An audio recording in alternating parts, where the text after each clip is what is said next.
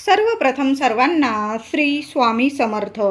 स्वामी महाराजांच्या कृपेने तुमच्या सर्व चांगल्या इच्छा पूर्ण होत ही स्वामींचरणी प्रार्थना करते आणि आजच्या व्हिडिओला सुरुवात करते. 13 मार्च 2025 गुरुवार रोजी होळीचा सण आलेला आहे.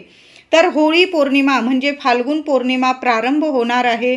13 मार्च गुरुवार रोजी सकाळी 10:35 ही पौर्णिमा प्रारंभ होईल आणि 14 मार्च शुक्रवार रोजी दुपारी 12:23 ही पौर्णिमा संपणार आहे. बऱ्याच घरांमध्ये श्री सत्यनारायणाची महापूजा दर पौर्णिमेला केली जाते. तर तुम्हाला जर पौर्णिमा तिथीमध्ये सत्यनारायणाची महापूजा करायची असेल तर मग तुम्ही होळीच्या दिवशी सकाळी 10:30 नंतर तुमच्या घरात महापूजा सत्यनारायणाची महापूजा करू शकता. आता काही कारणास्तव तुम्हाला नाही जमले या दिवशी आणि तुम्हाला दुसऱ्या दिवशी म्हणजे धुलीवंदनच्या दिवशी शुक्रवार रोजी 14 मार्च 2025 शुक्रवार रोजी जर तुमच्या घरात सत्यनारायणाची महापूजा करायची असेल तर मग दुपारी 12 वाजेच्या आत तुम्हाला महापूजा तीर्थ प्रसाद वगैरे सर्व काही करावं लागणार आहे. जरासं लवकर करायचं आहे तुम्हाला या दिवशी, कारण दुपारी 12:23 फाल्गुन पौर्णिमा संपणार आहे आणि सत्यनारायणाची महापूजा पौर्णिमा तिथीत केली तर खूप शुभ ठरतं. तर यावर्षी होळीच्या दिवशी भद्राचं संकट देखील आलेलं आहे आणि चंद्रग्रहण देखील आलेलं आहे. तर चंद्रग्रहण भारतातून दिसणार नसल्याने कुठलेही नियम वेद पाळायची गरज नाही. अगदी गर्भवती महिला असतील त्यांनी जरी काही नियम नाही पाळले तरीही चालेल, पण तुमच्या मनात जर काही डाऊट असेल तर मग काय करायचं महिलांनो, जे तुम्ही जेवण किंवा पाणी पित असाल त्यावर फक्त एक तुळशी पत्र ठेवून द्यायचं आहे. मी म्हणत नाही की या गोष्टी पाळल्याच पाहिजे, फक्त एक तुळशी पत्र ठेवलं तर काही बिघडणार नाही. उलट ते जेवण ते पाणी पवित्रच होणार आहे आणि तुमचं आणि तुमच्या बाळाचं कायम रक्षण होणार आहे. कारण पौर्णिमा तिथी ही थोडीशी जड तिथी असते, पौर्णिमा अमावस्या, म्हणून आपण जर तुळशी पत्र ठेवून दिलं पाण्यात किंवा जेवणामध्ये तर कुठलेही तुम्हाला दोष लागणार नाही किंवा तुमच्या बाळावर किंवा तुमच्यावर कुठलंही संकट येणार नाही. म्हणून तुम्ही जेवणात किंवा पाण्यात सर्वांनी जरी हे उपाय केले, सेवा केली, ही एक तुळशी पत्र आपल्या जेवणावर किंवा आपण नैवेद्य पण दाखवणार आहोत देवांना या दिवशी पूर्णावरणाचा, तर त्यावर सुद्धा एक तुळशी पत्र ठेवायला विसरू नका. कारण हा दिवस पौर्णिमा तिथी ही माता लक्ष्मी श्री हरी विष्णूंना प्रिय आहे, समर्पित आहे. म्हणून जेव्हा पण आपण नैवेद्य दाखवतो, आपल्या स्वामींना जरी नैवेद्य दाखवतो त्यावर एक तुळशी पत्र ठेवत जा, तेव्हाच आपला प्रसाद देवी देवता ग्रहण करता, स्वीकार करत असता. आणि होळीचा दिवस तर खूप पवित्र दिवस आहे. आपल्या आयुष्यातील सर्व काही वाईट गोष्टींचा नाश ही होळीचा दिवस करत असतो. म्हणून या दिवशी जर नैवेद्य दाखवत असाल तर तुळशी पत्र ठेवूनच नैवेद्य द्यायचा आहे आपल्याला. असणार आहे. भद्रा ही सूर्यनारायणाची कन्या तर शनिदेवांची बहीण आहे. ती उग्र स्वभावाने ओळखली जाते. तिला ब्रह्मदेवांनी श्राप दिलेला आहे. तुझ्या वेळात काळात केलेली शुभ कार्य अशुभ ठरतील, म्हणून हा भद्रा काळ पाळणं खूप गरजेचं आहे. तिच्या प्रभावाखाली कोणतेही शुभ विधी कार्य करू नये, कारण होळी हा सत्याचा असत्यावर विजय आहे. म्हणून आपण होळीचे दहन करतो. खऱ्या भक्तीचे प्रतीक आहे होळी. भद्राचा काळ म्हणजे भद्रा ही पृथ्वीवर भ्रमण करते त्या वेळाला, त्या काळाला भद्रा काळ असे म्हटले जाते. तर 13 मार्च 2025 गुरुवार रोजी होळीच्या दिवशी संध्याकाळी 6:57 पासून ते रात्री 10:22 हा भद्रा काळ असणार आहे. या वेळात या काळात चुकून सुद्धा होळीचे दहन करू नये, कारण होळी जर तुम्ही भद्रा काळात दहन केली, पेटवली तर मग कुटुंबावर तुमच्यावर संकट येण्याची शक्यता आहे. म्हणून आपण काही नियमांचं पालन केलं तर काही हरकत नाही, कारण थोडाफार उशीर हा होळी दहनाला होतच असतो. म्हणून तुम्ही रात्री 10:22 नंतर ते रात्री जवळजवळ 12 वाजेपर्यंत हा होळी दहनाचा शुभ मुहूर्त आहे. या वर्षीचा होळी दहनाचा शुभ मुहूर्त आहे. होळीच्या दिवशी महिलांनो लवकर उठायचं आहे आणि प्रत्येकाने अंघोळीच्या पाण्यात थोडीशी हळद आणि चिमूटभर तुरटीची पावडर नक्की टाकून आंघोळ करा. तुमची लहान लेकरं असतील, पडझड करत असतील, रडरड करत असतील, किरकिर करत असतील, अभ्यासात त्यांचं लक्ष लागत नाही, त्यांना सारखी नजरबाधा होते, तर पौर्णिमा तिथी आहे, मोठी पौर्णिमा आहे, होळीचा दिवस म्हणजे नक्की सर्वांनी चिमूटभर हळद आणि थोडीशी तुरटीची पावडर, थोडासा तुरटीचा बारीकसा खडा आंघोळीच्या पाण्यात नक्की टाका. प्रत्येक कामात तुम्हाला यश मिळेल. जे काही शारीरिक मानसिक त्रास असेल, जी नकारात्मकता असेल, तुमच्या आजूबाजू असेल, तुमच्या मनात असेल, संपूर्णपणे नष्ट होईल. म्हणून हा आंघोळीचा उपाय प्रत्येकानं करा महिलांनो. नक्की आठवणीने या गोष्टी, तुमच्याकडं गंगाजल असेल ते जरी टाकलं आणखीन पाण्यात तरीही चालेल. आपल्या घरात सुद्धा एक पाणी शिंपडून द्यायचं आहे. अंघोळ झाली की मग आपल्या घरात बरेचसे उपाय या दिवशी नक्की करायचा आहे. म्हणून महिलांनो, जर असं लवकर उठायचं आहे, कारण वर्षातला मोठा दिवस आहे होळी पौर्णिमा. तर होळी पौर्णिमा ही माता लक्ष्मी श्रीहरी विष्णूंना प्रिय असते, समर्पित आहे त्यांना. म्हणून या दिवशी काही उपाय सेवा आपल्याला करायचेच आहे, जेणेकरून आपल्या जीवनातील आयुष्यातील लेकराबाळांच्या जीवनातून आयुष्यातून संकट अडचणी कायमच्या दूर झाल्या पाहिजे आणि आपल्या घरात अखंड लक्ष्मी नांदली पाहिजे. आपल्या प्रत्येक कामात आपल्याला यश मिळालं पाहिजे. असा हा सोन्यासारखा दिवस आहे. म्हणून अंघोळीचा हा उपाय जरूर करायचा आहे. थोडंसं पाणी घ्यायचं आहे, त्यात तुम्हाला गोमूत्र, हळद, तुरटीची पावडर, एक कापराची वडी कांडून टाका, थोडंसं गुलाबजल टाकायचं आहे आणि या सर्व वस्तू मिक्स करून घराच्या कान्याकोपऱ्यात, अगदी अंगणात, तुमच्या उंबरठ्यावर सगळीकडं हे पाणी नक्की शिंपडून द्या. जी काही नकारात्मकता असेल क्षणात नष्ट होईल, संपून जाईल. जे काही वास्तुदोष असतील, काही पितृदोष असेल, क्षणात संपून जातील.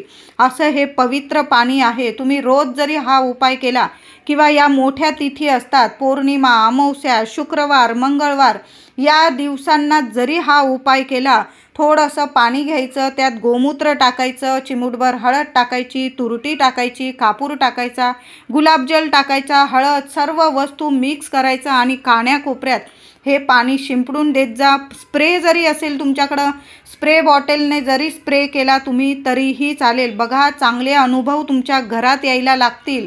क्षणात तुमच्या सर्व अडचणी, संकट नक्कीच संपून जातील.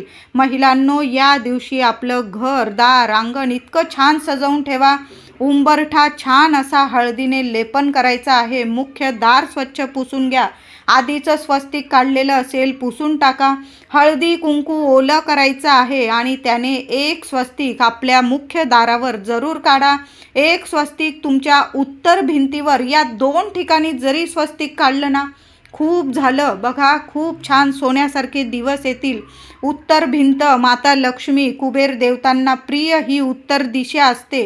म्हणून या दिशेला होळी पौर्णिमेच्या दिवशी एक स्वस्तिक नक्की काढा आणि आपल्या मुख्य दारावर तर पहिलं स्वस्तिक नक्की काढायचं आहे. तुम्हाला अजून काढायचे असतील, तुमच्या गॅस ओट्याच्या भिंतीवर काढा, तुमच्या तिजोरीवर काढा. मुलं जिथं अभ्यास करतात त्या भिंतीवर जरी काढलं म्हणजे त्यांची दृष्टी, त्यांचं लक्ष कायम त्या स्वस्तिकावर जाईल आणि तुमच्या मुलांच्या मनात कुठलेही कधीच वाईट विचार येणार नाही.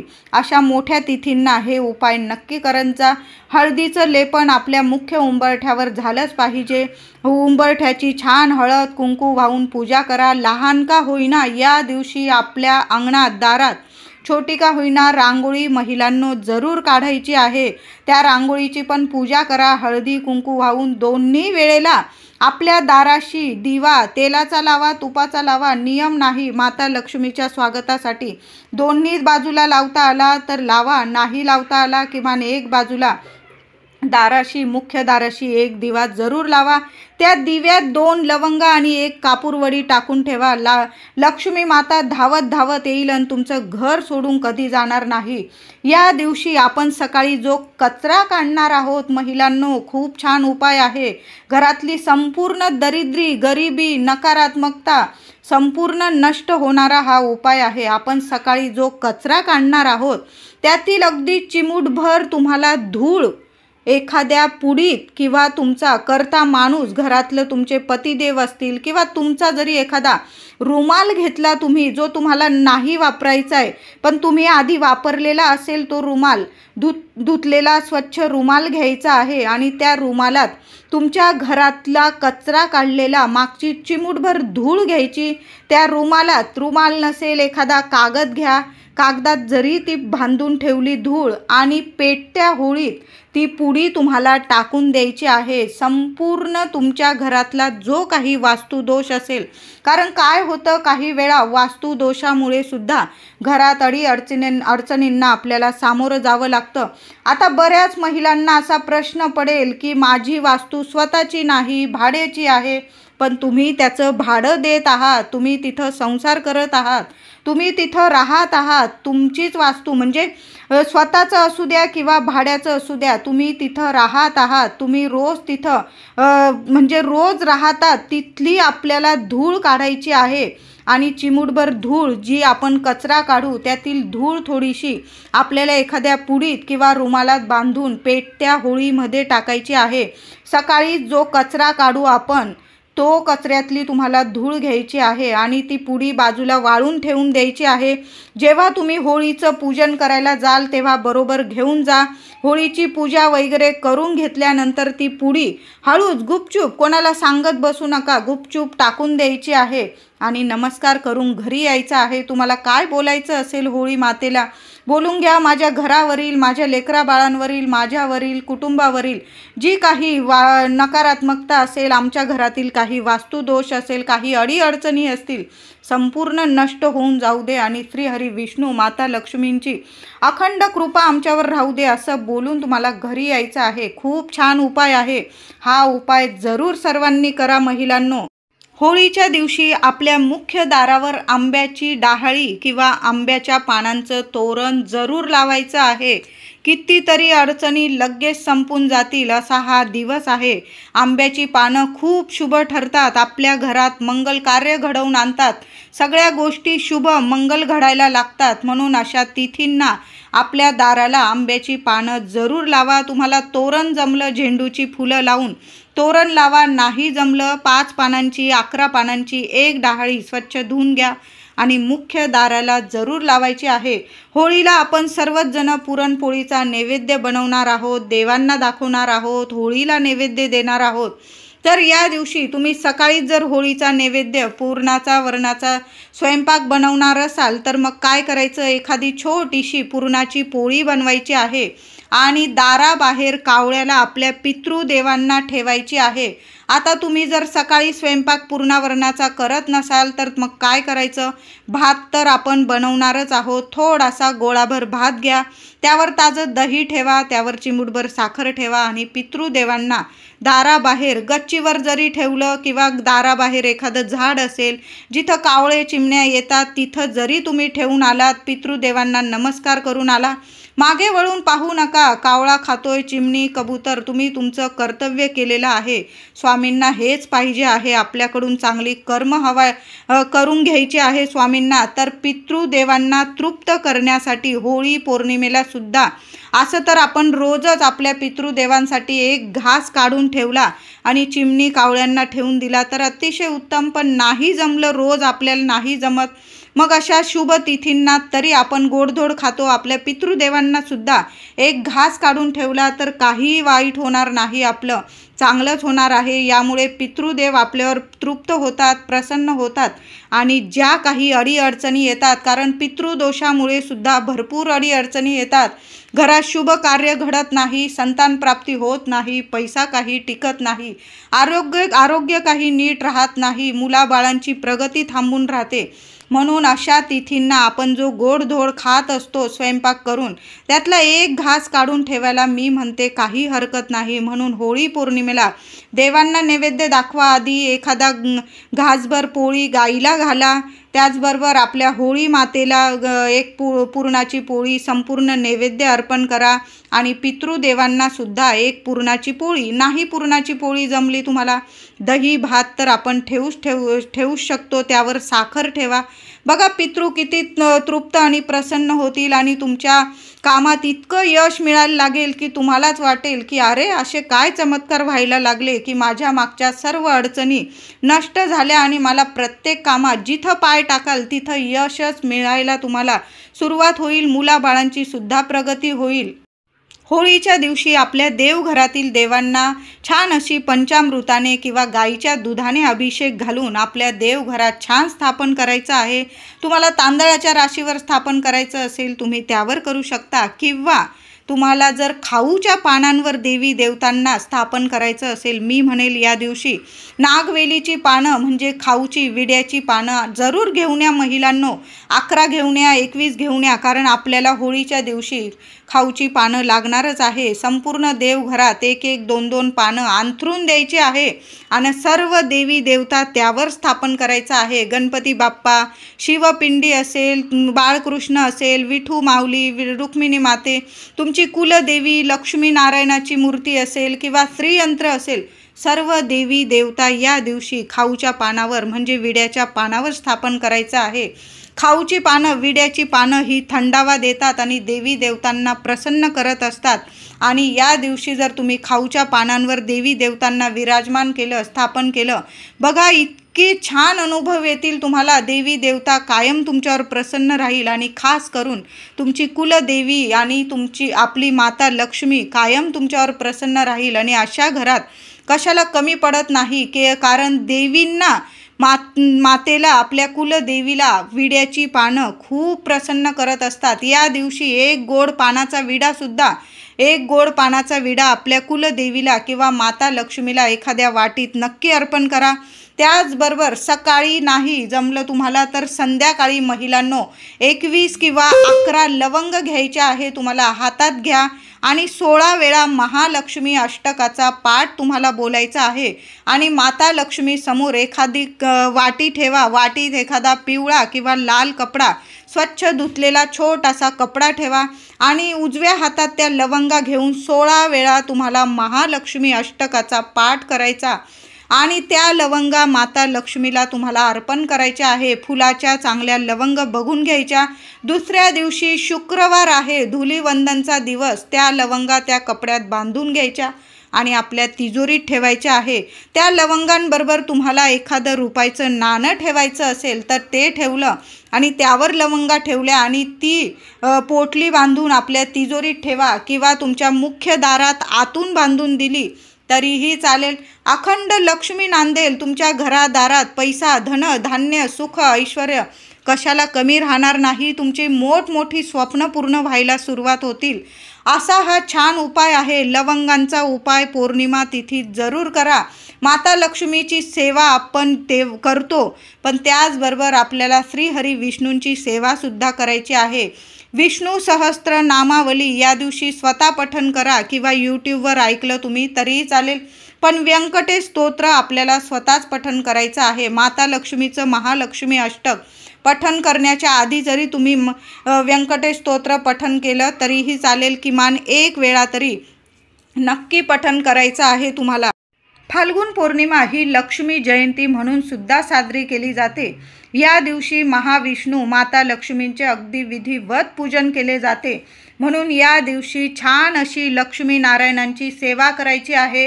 तुळशी मातेची सुद्धा सेवा करायची आहे. हळद, कुंकू, फुलं वाहून पूजा करा. दोन्ही वेळेला तुळशीजवळ तुपाचा दिवा किंवा तेलाचा लावला चालेल, पण दिवा जरूर लावायचा आहे. गुरुवार आहे, तुपाचाच दिवा लावा महिलांनो.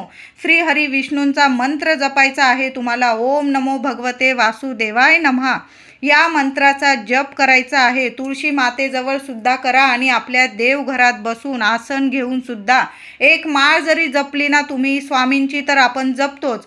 त्याचबरोबर श्रीहरी विष्णू म्हणजेच आपले स्वामी आहेत. श्रीहरी विष्णूंचा सुद्धा जप करायचा आहे, कारण फाल्गुन पौर्णिमा ही लक्ष्मी जयंती बऱ्याच ठिकाणी लक्ष्मी जयंती म्हणून साजरी केली जाते. या दिवशी आपण होळीच्या पूजेसाठी छान असं ताट सजवून न्यायचं आहे. सर्व महिलांनी छान ताट सजवून न्यायचं आहे.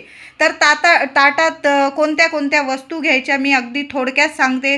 पहिल्यांदा आपल्याला लागणार आहे गोडाधोडाचा नैवेद्य. आपण पुरणपोळीचा नैवेद्य देत असाल किंवा तुम्ही इतर नैवेद्य देत असाल, खीर थोडीशी का होईना या दिवशी लक्ष्मी मातेला खीर तांदळाची बनवा, रव्याची, शेवयांची, कुठलीही.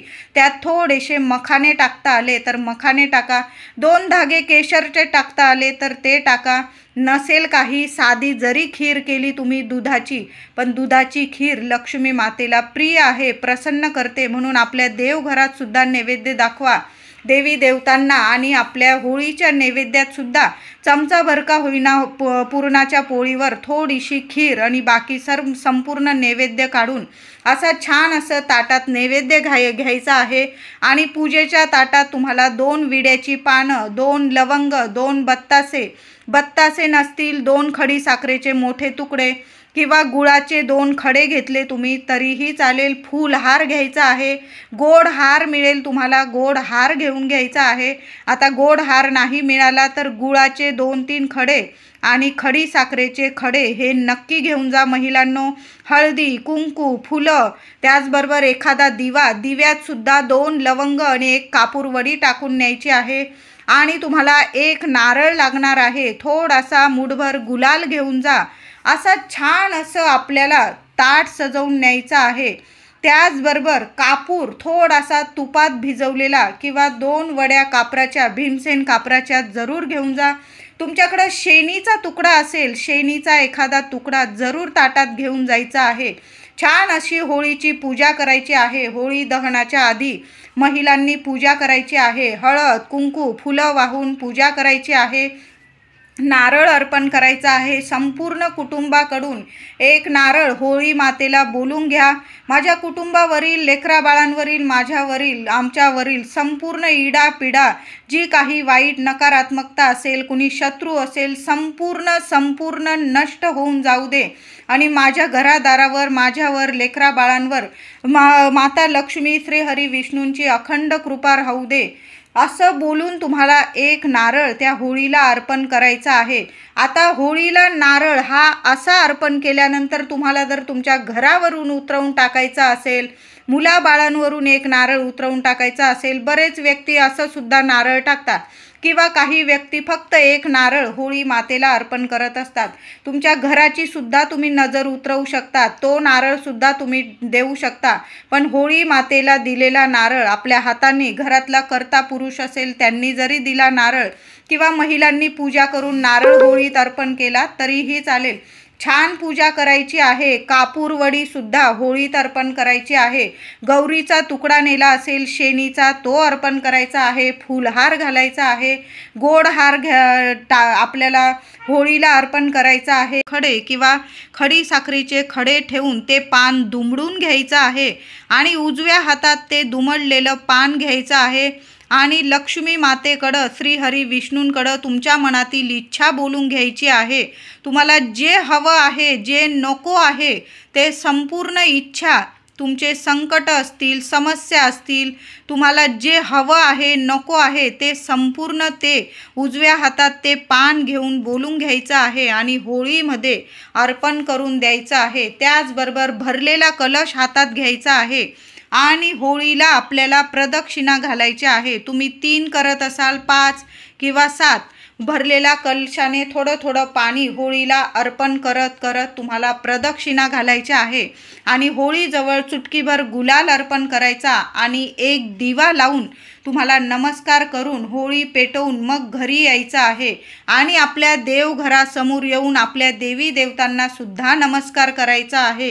अशा पद्धतीने आपल्याला छान अशी होळीची पूजा करायची आहे आणि शुभ मुहूर्तावर होळीचे दहन करायचे आहे. तुम्हाला जर वाटत असेल तुमच्या घरादाराला, मुलाबाळांना, पतिदेवांना खूप दृष्ट लागत असेल किंवा तुम्हाला दृष्ट लागत असेल, मग काय करायचं, होळीच्या पवित्र अग्नीत आपल्याला 1 नारळ द्यायचा आहे.